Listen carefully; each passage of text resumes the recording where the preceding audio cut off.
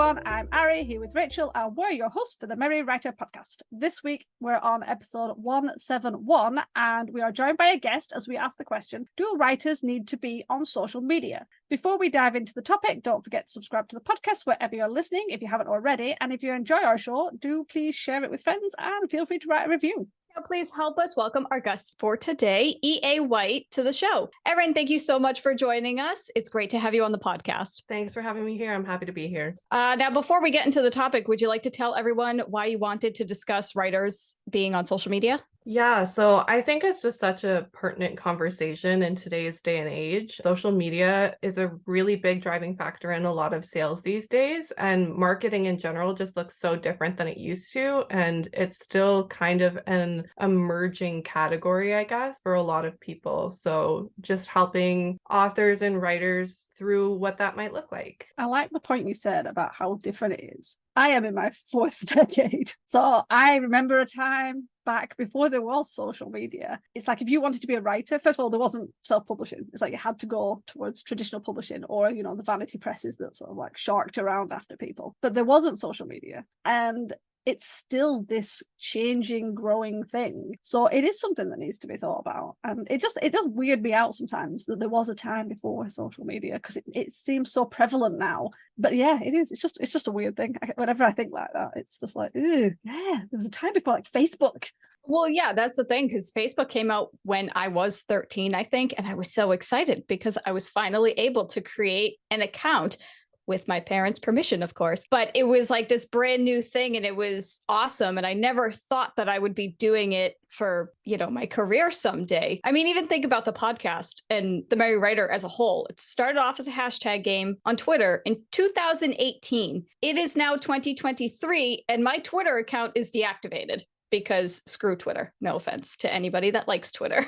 So true. Twitter, it was good, but now it's just a horrible, horrible place. And mine's still active, but I don't go in it. Anyway, let's digress back into social media that we should be using. And let's dive into the topic with our first question, which is, how important is social media to writers in this day and age? I thought this was a bit of a funny question when I was answering it, because it's sort of like, it does, short answer, depend on your goals, but probably. If your goal is simply just to have a book published, then it doesn't really matter if you're on social media or not, because your goal isn't impacted by sales or by notoriety. But if you are looking to build an income off of book sales, then it's incredibly important. The longer answer to that is that social media has kind of become this touch point between producers and consumers for pretty much every product you can ever imagine at this point. For better or for worse, there's this new level of accessibility to previously inaccessible parties. Authors specifically, I think, definitely used to be more of these, like, you have like your little writer in the attic kind of idea where like nobody knows who they really are. They just have books on a shelf and you know what their name is, and that might not even be their real name. But now it's like, yeah, it's become very expected that people are on social media and you have this access to know who people are. It's also the quickest way to gain visibility with an audience. Typically for marketing, you don't just throw a product out and hope that it lands with the right people. You want to build an audience or build a community and then sell that product to them. And so social media is the easiest and often cheapest way to do that. Like there are other methods for marketing and advertising, but it can cost a lot of money. And so social media costs you time, but it doesn't necessarily cost you money all the time. I actually like that you mentioned the cost of social media because you're right, it is free. Unless you're paying for ads or you're paying for a third-party social media scheduler, social media is 100% free and it is time consuming. So yes, absolutely. I guess in a way, some people say that time is money. So I guess you can take that as you will, but it's true. And it's pretty, I don't want to say social media is simple because each social media platform is vastly different from the other one. And it's a constant learning curve and they're always growing and things like that. But it is as you said, it is the quickest way to get visibility. And I also think, I can't say for certain because I haven't been traditionally published. I've only been self-published. But I want to say that if you start querying to agents and publishers, they might look at your social media to see what kind of a following you have. And if you only have like 50 followers and you're getting very little engagement, or you're rarely posting on your social media platforms, then they might not even really look at your book, because if you're not putting the work into getting it seen, then kind of what's the point in a way? Yeah, I think it definitely depends on the agent for that, but it can have a huge impact where, like, I know some people, mostly celebrities, who have a huge following who had never considered writing a book, and people approached them to write a book because they already had a following. Conversely, Carly Waters is an agent with PS Literary, and she makes it very clear that she doesn't really care what your social media following is. She just wants to know that you're invested in doing the work to write a great book and to help with promoting that book in whatever way that you can do that. And so that doesn't necessarily mean social media, but often that is what it comes down to. Well, that's it. We always say that an author website is one of the most important things because it's the single hub that you have control over. But other than that, if someone Googled you, your website would come up. But if you are on social media, that automatically gives you more places that people can find you. And because so many people are on social media, if they find an author or they hear about some author that they like, that's probably one of the first places they are going to check. It's like if you've ever Googled yourself, I mean, I know I don't like doing that. It's not a good thing. If you go onto different search engines and you Google your author name and then you see what comes up, I found that my website is the top on one or two search engines, but not on all of them. My social media is at the top, even though I think my website is the one I'm most active on. So even that is, not only is it free, but the fact that you're often found on search engines, and we are still, no matter what generation you are, because I mean, Facebook came out whenever it comes out, when Rachel was 13, and then you had, I have no idea, because I didn't go onto Facebook until like 2016. I was very late to join any of this. But then there was like Twitter and Snapchat and Instagram, and now you've got TikTok, and I'm sure there's some other thing that I don't even want to think about that's coming out beyond.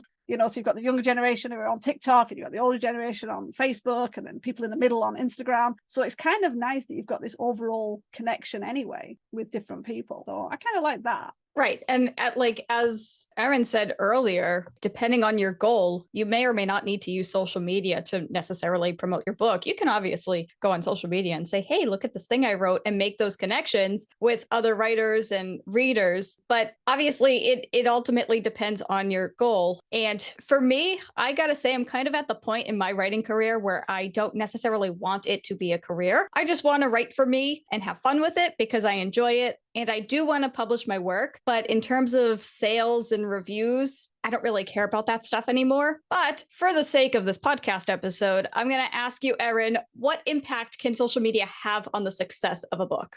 For sure. So in many cases, social media can really make or break the success of a book, especially self-published works, because you don't have publishing houses doing any of that work for you. And even side note, traditionally published books, you don't get a huge marketing team when you publish, but they at least have the notoriety that you're publishing through them. People follow those websites and you get a little bit of notice that way. But circling back, social media can have a huge impact on the success of a book. One example of this, I don't know if anyone's heard of the author Stacey McEwen. She just published a book, I believe it was last fall, called Ledge. And she's pretty big over on TikTok. And I think from what I remember, she started just posting like really funny TikToks about like making her husband into the perfect book boyfriend, or like little funny clips like that. And part of that was to promote her own book she was querying at the time. And she got to the point where she was just like, you know what, this is going nowhere. I'm just going to self-publish my book instead. And so she was reaching her audience that way. And when she was starting to do her pre-orders for that book,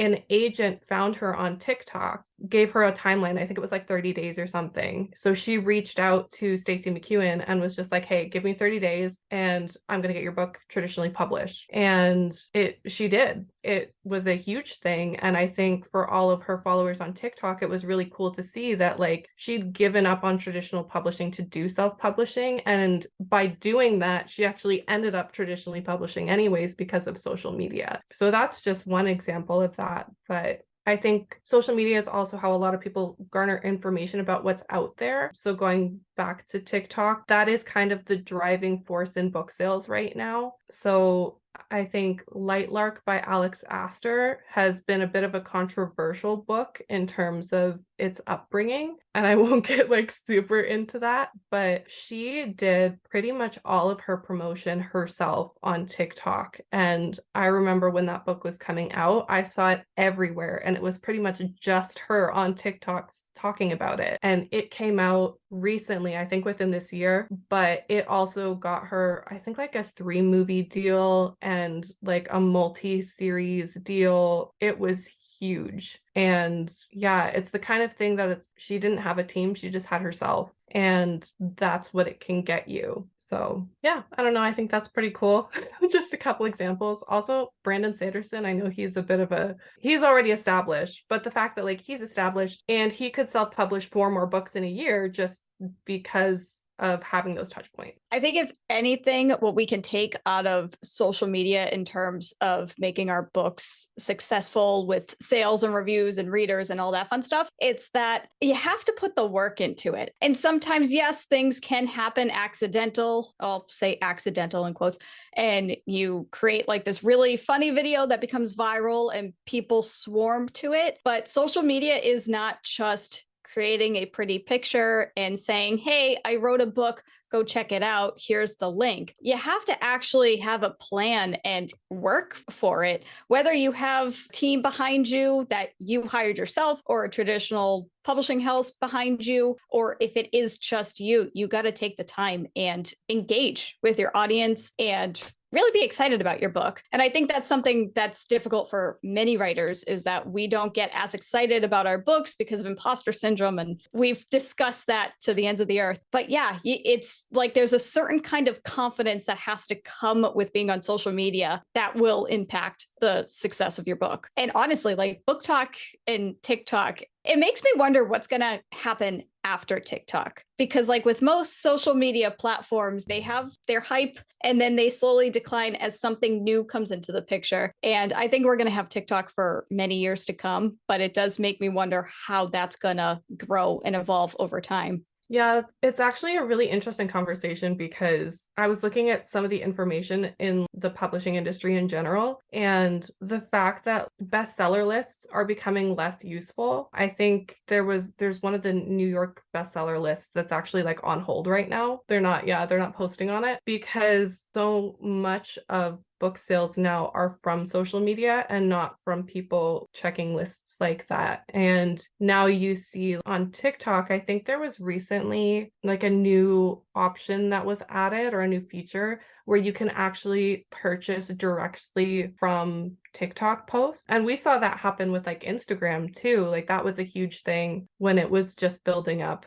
Yeah, the fact the publishing industry is now learning how to leverage social media to promote book sales rather than falling back on more traditional methods that they have used in the past. I think marketing is one of those things where most authors hate, because first of all, most writers are either introverted or shy, or just like Rachel said, we have imposter syndrome. And the idea of being like, hey, buy my book. This is my book. This is what it's about. I mean, that's hard enough. Actual marketing, just like writing the elevator pitch, writing the blurb, trying to explain what your book's about without sounding like a lunatic. So then throw in actual marketing where you have to then say, look what I've made. I think you should buy it. That's so difficult. As you said, marketing has changed. And the fact that social media is free and it's out there that you can leverage so easily. Well, okay, I say easily. I mean, easily, and it's not hard to post something. You press a button, you slap a picture on, you write some words, you press send or publish, whatever it is. It is more than that, because obviously you have to think about what you put in and like sort your times and your dates and think about your time zones and blah, blah, blah, blah. But marketing is such a horrible thing for most writers. It is still surprising if I find an author and I Google, because I love my Google when I'm like, oh, check what they're doing, see what they are. Like, I want to stalk these people. And I'll hopefully find a website, because I get very upset if I don't find a website. But then I will always go and check social media. As someone who doesn't like social media, I will still check their social media and follow them. And it shocks me how many people aren't on any. Now, obviously, not having a go, because I hate social media. And there's been times where I'm like, I'm not doing it anymore. Wipe my hands of it, sick of it. But it is such a good system, especially if you're releasing a debut book, if you are unknown, because like if you're a known author, because there's some big author names that I follow and they're not on any social media, but you can get away with that if you're a big author. If you're somebody that no one's heard of, you need to build that brand, and social media is good for that. And I don't know, it surprises me that it's still treated so badly. And again, this is someone who does not like social media, but I still use it. When the 2 anthologies I was in came out, I very much went on the different social media platforms and I worked as much as I could to get the story out. And I'll also be honest, I'm on Instagram a lot. The number of books I've spotted and added to my TBR list from Instagram, not from Amazon, like, oh, this person liked these books, or not from a bookshop, because let's be honest, how many bookshops are still around? There's none in our town. I have to go to Belfast to see a bookshop. There's nothing in our town. We do have a library, a very small library. But yeah, so it's not like you can go walking around a bookshop and see a book, because a lot of places don't have them anymore because they've been closing down. But having them as you're on your scroll and you're going through, or as you said, like on TikTok, I am on TikTok watching animal video. But every now and then a book talker gets in there. Don't know how they do it, but they slide in. And again, I have found some really fun books from Book Talk. It was because some really good visual, and especially because a lot more writers are being more thoughtful. Like, they don't just put a picture of the book cover up. They'll put enemies to lovers and quest and found family. And it's like, oh, I like that. Yeah, I like those. And it kind of gets you in. So sorry, I don't know where that went. I'm just tangenting off right now. But yeah. No, I want to piggyback on that for a second and kind of flip the topic on its head for a minute, because I still go to Barnes & Noble all the time, and I prefer to find my books in a bookstore or at the library. I don't really scroll through Amazon, or once in a while I will Goodreads, but I don't often, I mean, I'm on Book Talk as well, but I don't often like find too many things, because the algorithm for me is all over the place. It's ridiculous. But I like going to Barnes & Noble, and when you go to the bookstore, they often have a table that says #BookTalk, and it's all the books that are currently popular on TikTok right now. And I'm going to direct this at both of you. Do you guys think that social media can actually have a reverse effect on the success of your book? I think it could depend on how it's done. And that's mostly down to the author. This is my opinion. I have seen people present books a certain way, and then you find out it's like, oh, it's got this, it's got this, it's got this, it's for these people, it's like a YA, or it's a new adult, or it's for this type. If you like this or this and this book, you'll like this. And then you read it and you're like, where did you get any of that from? This is a middle grade book with none of those themes. And it's definitely not up there with like Sarah J. Maas. What are you talking about? And I think, and sometimes I do believe people do that because they follow trends and they're chasing the fame or the popularity, or it's like, well, oh, my favorite author did it, so I'll do it. And they kind of manipulate. It's like the same using the wrong hashtags to catch people's attention. It annoys people, because if you're looking for something specific, you're looking for a sci-fi book or a high fantasy, and you're finding hashtags and people are pulling up, and then actually you've got in there some sort of, I don't know, some book that's got nothing, it's a contemporary romance, or it's a historical thriller, and it's like, well, I didn't ask for that. It's not a historical thriller in Middle Earth, it's a historical thriller in London. That's boring. I'm not interested. And I think that can go against you, because that can then piss people off. And then when people are pissed off, they talk. It's like negative reviews. People will not review positively as much as negatively. You piss someone off, they will go out of their way to negatively review you, to tell everybody how much they're annoyed at you. So that's my thought.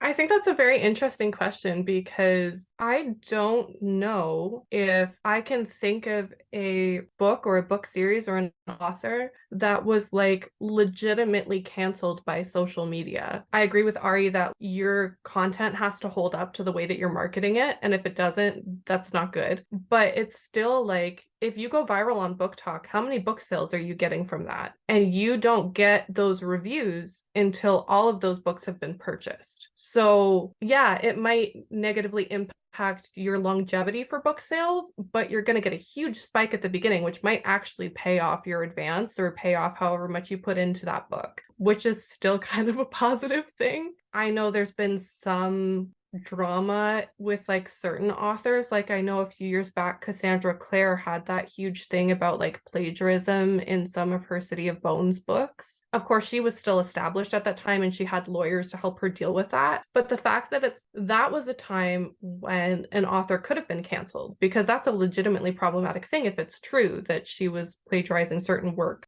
But I think it's also, people don't really talk about that anymore. And that was, I think, a few years in the making of like all of that happening. And she's still a really famous author. She still publishes a ton of books. And in some ways, negative feedback on books can actually make them more popular. Twilight was huge with that. So many people hated it and they purchased books to burn them. And I'm just like, you realize that you're still supporting the author by purchasing the books, right? That's crazy. Buying the book, like the idea of burning books, it kind of makes your skin crawl because that's one of those things where it's not one of those things that you should associate with civilized societies. No, burning books, the idea of going out and buying a book you don't like. I mean, I didn't like Twilight. I read one book because my friend really liked it. I was like, read these. And as someone who writes vampire fiction, it was like, oh my God, no. But I would never have bought the book and then burned the book. I don't know. I didn't even leave a negative review because it was kind of like, this is so not for me. It didn't feel right to leave a negative review. I hadn't chosen the book myself to read. It was more that I was pressured to read it. So I didn't feel right tearing the author apart. And the fact that other people liked it, in the end, it's subjective, so that's it. But wow, yeah, oh my God, people are morons. Not everyone, but my Zoom glitched out for me and reset. So please proceed with the episode. Erin, I'm so sorry I missed a good chunk of your answer. So Ari, you can just continue on if you want. That's fine. We'll bounce to the next question. Okay, with that, we're going to move to our next question, which is, how can writers best engage with other writers and readers on social media? Because I suppose it's not just, obviously, we want to get our readers. It's very important, but I think connecting with writers is important too. So yeah, what's the best way to engage? I think this is a great question, and it could be like a whole episode in and of itself, probably multi episodes if we're being honest. I do want to acknowledge though, like it has been brought up before, social media is presented as like, oh, this is the easy way to do marketing. And it's easy in the sense that it's accessible. It's not easy in the sense that it's still marketing. And if you don't have experience in marketing or like education in it, it's still kind of like a foreign concept. So I have like a few points just to kind of like break it down that I hope will make it feel less, oh, you have to have a whole marketing campaign for promoting your books, because it's really like, that's not what people go for, right? They want to get to know you as an author. That's kind of the most important thing. So that being said, I think the first point is just to be genuine, be yourself, talk about the things that you like. There's been a huge shift. I think like when social media first started out, it was very authentic. It was very much like, this is just me living my life. And you get really random like Facebook statuses that's like, I am currently eating a pizza. And you're like, okay, great. But so it was that, and then it got monetized essentially, as all social media platforms do. And you're seeing ads. There was this huge push towards paid marketing on social media. And now I think it's shifted back to people really being like, I don't want to be sold something when I come on here. I want to get to know people. And so from that perspective, like, yeah, just be yourself, just be present, talk to people that you have similar interests with. So yeah, point one. Point two, the summary of it is, don't do it if you're not doing it well. That sounds really negative. But what I mean by that is it's better to choose one specific platform and do it really well than it is to have 12 social media platforms on everything that exists and never using any of them, because just having a profile doesn't really get you very far. And it can actually bury you deeper if you're on platforms and not using them. Yeah, I chose Instagram. That's my favorite. I do a lot of research on how Instagram works, and I still don't do it very well, but I think I do it better than I do TikTok. I do it better than I do Twitter because I really don't like Twitter. So yeah, just choose one, especially if you're just starting out. Just choose one. And if you feel like you can add more, do more. I have a quick question to interject here. I do agree with you, by the way, about just choosing the one platform and sticking with that and putting your heart and soul into that one. But I've also heard that you should, especially when a new social media platform comes out, you should create an account and claim your name. Even if you don't use it, you might use it in the future, or something might happen to the platform you're on, and then you need to switch platforms for whatever reason. Do you agree with that? Just creating an account, grabbing your name, and then just letting it sit? I think that's an interesting question. I think it just really depends on what you want, because at that point, I would say you're probably already doing some kind of rebrand if you have to switch platforms. So you could just as easily stay on the same platform and use a different name, or like a slight variation on your name. I think that if you really want to stay consistent, like my social media handle on all three of the platforms that I'm on are slightly different because it just wasn't available on all of them. So yeah, that's definitely an option. But personally, I don't think it's that important. Yeah, no, that's fair. Because I've heard that people are always like, it's easier to find you if they can just Google your name and then every single one of your social media platforms pop up. Obviously, mine's different too. My Instagram is different from what my Twitter was and from what my TikTok is and everything like that. So if people tried Googling my name, I don't know if they would see everything because some of my usernames are so vastly different from the other platforms. So the whole point of that piece of advice was to make sure that people can find you everywhere. But it's like, why do I want people to find me everywhere if I'm not everywhere? Yeah, 100%. And so, there are some people I know who are like literally on every social media platform and very engaged on every social media platform. And I'm just like, I don't know how you have the time for that, because I can barely find time to be like, oh yeah, I should probably think about what I'm posting this week on Instagram alone. So yeah, definitely it's an option. Some people use it. Personally, I don't, because I get really overwhelmed. I agree.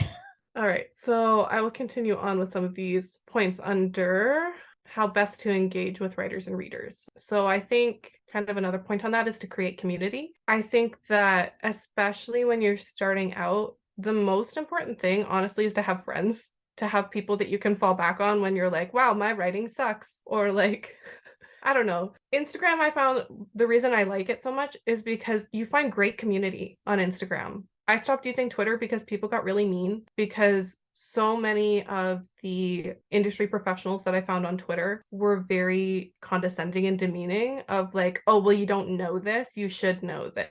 And it's like, okay, but I just started.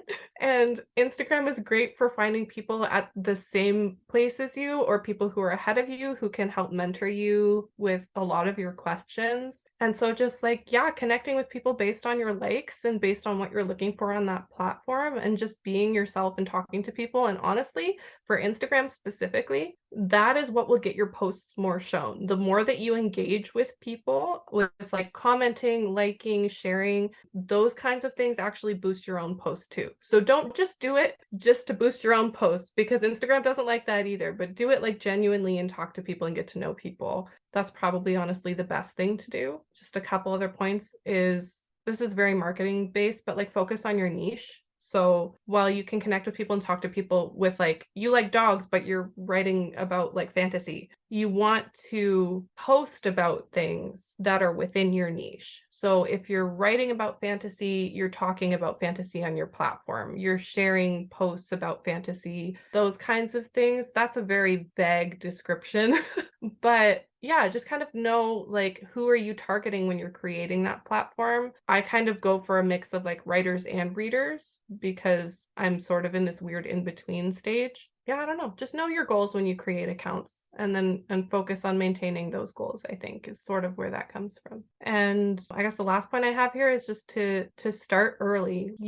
I don't have any published books. I still have Instagram and I'm still talking to writers. And it's because you don't need to have a product to build community. And this kind of goes back to what we were talking about a little bit earlier with one of my answers of, you don't just throw a product on the market and hope that it lands with the right people. If you're building that community before you even have something to share, then by the time you do have something to share, you have the people to share it with. And if you're really engaging with people and making those connections, they're going to be really excited for you when that thing comes out. And that's just even better for you because they're going to share it too. So yeah, if you have the time and the energy, start now. And most of that work will be done for you by the time you need it. I think the thing when you said about being genuine and how it was like that originally, people were just chatting away, sharing life, things like that. And not even with the ads or anything, but just like the number of people who seem to suddenly start, how am I going to say this? I know we're pushed to, curate the perfect image and everything's like branding and colors and, it has to be eye catching to the point where you've had people who have bought expensive pieces of furniture just to put them in a certain corner of their house for their photos because it then has this brand aesthetic. And you can usually spot people like that and how inauthentic that is. And I have always found the people who just chatted, the people who just randomly shared things always seemed more, it seemed to catch my eye more. And even with myself, when I got to a point with social media, because I'm on Instagram most of the time, I at one point got caught up in the whole, you have to have like a system and a pattern and you have to post on this many days at this many times, you have to use your branding colors. And it really took the fun out of it. And then you got obsessed with like, oh my gosh, right, okay, well, I've put these sort of images up. So then I need another type of image. Oh, I haven't got one. Oh, but I'll have to specifically go and find one and all this. And it became more obsessive to make it look a certain way than actually what you were sharing and who you were talking to. And then I decided to just throw all that out the window. And then I came back and I literally put a message up saying, I am just going to post as and when, really randomly, about the stuff I'm interested in.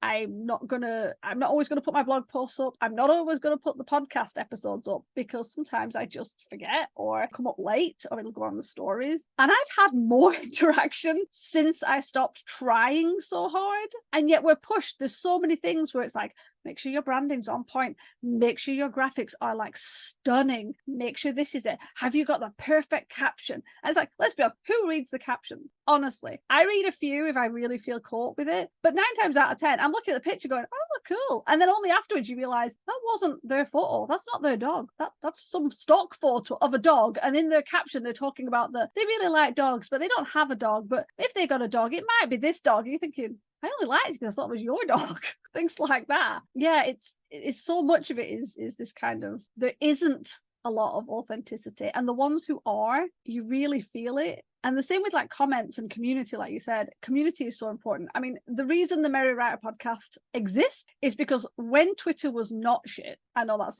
hard to believe, there was a very small window when it was not shit. And we started to run the game. And within 2 months, I think that's when I brought you in, Rach, because I was struggling because we had like 50 people playing the game. And it was like, I can't go. And it was brilliant because everybody was talking. So we'd put up the question. In case you don't know, it was a hashtag game. We had a month of questions and we would ask a question every day and put it out there, and then writers and readers would answer it, and everyone would interact with each other. So somebody would put an answer up and somebody else would put their answer up and then respond to that person's answer. And it was wonderful. I mean, half of the guests on this podcast have been people we used to play the game with. We were reaching out going, do you want to be on the podcast? Like, yeah. And it was wonderful. And then by the end, was it 2020, we left the podcast stage? We'd been playing the game for a couple of years. And we noticed that some of the people, obviously, a lot of people had started to leave Twitter. And then there was no community. People were answering the question and that was it. It was like they were running in, throwing up their own answer and then darting away. They didn't check on anybody else's stuff. They didn't interact with each other. And I think that's when we decided that it was time to leave Twitter. And I've noticed that like with Instagram, it's so much more fun if you leave comment and then you get people responding to your comment and then you respond to their comments. And there is this nice kind of chit chat, but then you get others where you leave a comment and there's like 10 comments and that person has an answer. They've asked a question, you've answered the question, maybe asked another question, and then they've just vanished. And then they'll ask another question. You're like, I don't feel like this is a back and forth. We're just answering your questions like it's a game show. And I don't even know if I've won a prize. That's what it feels like. I just realized that with something that you said earlier about how nobody really reads the captions when you're scrolling on Instagram, you just see a picture you like it, and then you keep going and stuff. And I realized that we're always saying don't judge a book by its cover. And that's exactly what we do on Instagram. If we like the image, we like it and keep going. If we don't like the image, we just keep scrolling. There's no like happy medium, really. Oh, man. But I mean, it is true because there are times where I do click on to the read more to see the full caption. And some people, right, like they just copy and paste their whole book in the comment. And I'm like, I'm not reading all of that. So I feel like, especially with Instagram, I mean, you could say this for any social media platform, but there is a certain sweet spot. And the sweet spot that you find may not be the exact same sweet spot as somebody else. So as Erin said, be genuine and just do your own thing.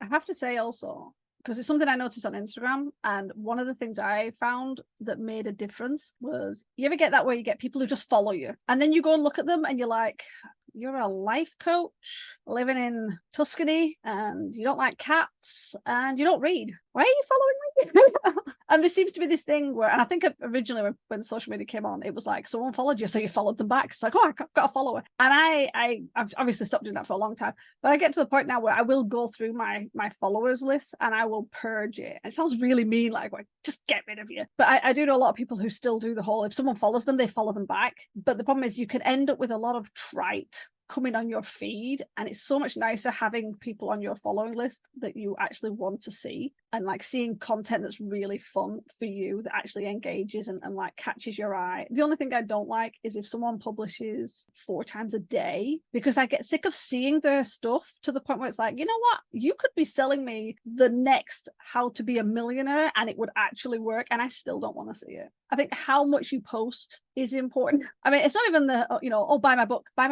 you bought my book? Do you want to buy my book? Here's my book. Have you bought my book? Bad enough. But even just the ones who don't do that, if you're posting like 3 times a day, and I'm not talking about Twitter, which you can take that, I think they said like it only lasts like 18 minutes and then it goes down your feed. But if it's on Instagram, if you're posting like 4 or 5 times a day, every day, that's going to fill up people's feed. And I'll be honest, I get so sick of seeing the same person's crap, especially if they're repeating posts, which again, I know that can be done if you spread it out. But obviously the algorithm doesn't do it chronologically, I don't believe anymore on Instagram. So they could put up like 4 or 5 of the same image spread out over a month and you could see it constantly because the algorithm just keeps throwing it at you. That's my 2 cents. Please don't post multiple times a day on platforms that don't take it well. I will add that for those of you who don't know, because I fairly recently discovered this one, if you're on the Instagram app, you can click on the Instagram name in the top left corner, assuming it's in the top left for everybody. And it will put the posts in chronological order for you, and it'll only show you the posts of who you're following. And judging from Ari's face right now, she did not know that. I did not know that. Why does nobody tell me this shit? So instead of just going through like the regular feed and seeing one person you follow and then a suggested post because one of your followers follows that person or whatever, and then you see 6 advertisements right in a row, you could just click the little thing, and I think it says following. Just click that, and it'll put all of your followers in order by the latest post, and it's glorious. I will say that when we were talking about how social media could have a negative impact earlier, this is actually a really good point about that. Because I have heard of not just authors, but like people in general who are selling something specific or have a specific community that have one thing go viral. And suddenly they have 14,000 followers for a community that they're not supporting, they're not in. And that can really negatively affect your accounts, because if you're trying to promote this really engaged, supportive community for something specific, and then all of a sudden you have some random person who like only likes sports and you're selling dog treats or something, your positivity really deteriorates from stuff like that. So definitely it's great. It feels good to have a ton of followers, but if they're not the followers that you want to be connected with, it's better not to have them. And so I'm very protective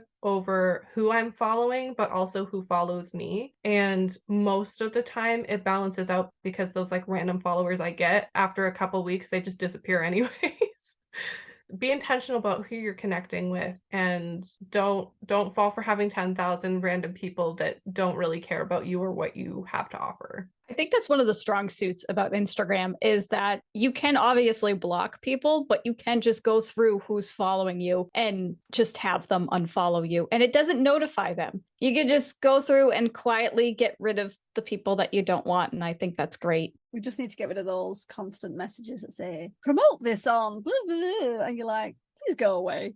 With that, I think we will wrap this episode up. Erin, it has been great having you on the show. Thank you so much for joining us. And before you go, would you like to share a little bit about yourself with our listeners? And obviously, plug some links and things. This is the best time to be shameless with your promotion. Yeah, for sure. So I'm EA Whyte. I write books in the young adult sphere in the categories of fantasy, sci-fi, and contemporary. I've been a book coach, a mentor, and most commonly a marketing specialist. But most of all, I just love helping writers get their stories in the hands of active readers and creating that community. Currently, I'm brushing up on my skills to transition into editing as well, and I'm hoping to be able to offer those services probably late this year or early next year. So if you're looking for an editor, you can follow me for that. And you can find me most reliably on Instagram at EA Whyte. I like the way you said active readers. That's such an important term because let's be honest, we all hoard books on our Kindles and our tablets and our bookshelves that we've had for decades, or is that just me, and haven't read them. So having active readers, people who actually will read your story is so much more important. Yeah, we really need to think about that more. Okay, I've already forgot what I was doing. Thanks again for joining us on the podcast. All of Erin's links will be in the description below, so do check out her work. And obviously, when you're doing your editing, if you end up with a specific information website or a page, drop us the link. We'll add that too. In the meantime, we're going to turn it over to you guys. Do you feel writers need to be on social media? Let us know your answers in the comments so we can chat about it. Remember, we release new episodes every Wednesday. Next week, we're discussing therapeutic writing. To ensure you don't miss it, hit the subscribe button on your way out. As always, thanks for listening to the Merry Writer Podcast. See you next week. This podcast is brought to you by Writer's Block. We hate our brains. The music titled Inspired is by Kevin MacLeod, licensed under Creative Commons 4.0.